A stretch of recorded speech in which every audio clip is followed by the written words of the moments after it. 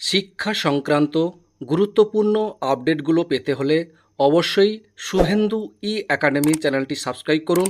পাশে থাকা bell আইকনটিতে click করে ভিডিওটি বেশি বেশি করে শেয়ার করুন। নমস্কার, আমি শুভেন্দু। আমার ছোট্ট চ্যানেলে আপনাকে স্বাগত। বকেয়া ডিএর অর্ডার জারি করা হয়েছে।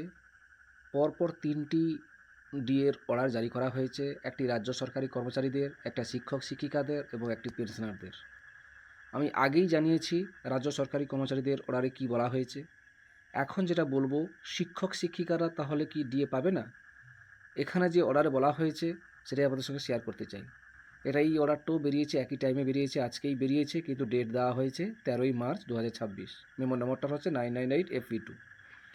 শিক্ষক শিক্ষিকাদের ক্ষেত্রে ওনাদের বিভাগীয় দপ্তর থেকে জানুয়ারি 2016 থেকে ডিসেম্বর 2019 পর্যন্ত অ্যাকচুয়াল ডিয়ারনেস অ্যালাউন্স পাওয়ার রিপোর্ট চাওয়া হয়েছে।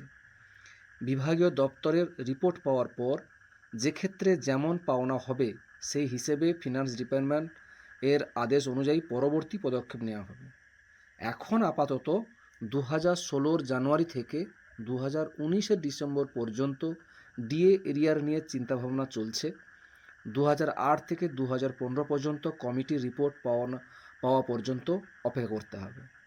এই ছিল একটি আপডেট আপনাদের সঙ্গে শেয়ার করলাম, এবং এই অর্ডার যেটাই বলা হয়েছে সেটাই আপনাদের সঙ্গে শেয়ার করলাম। ভিডিও ভালো লাগলে অবশ্যই লাইক দেবেন।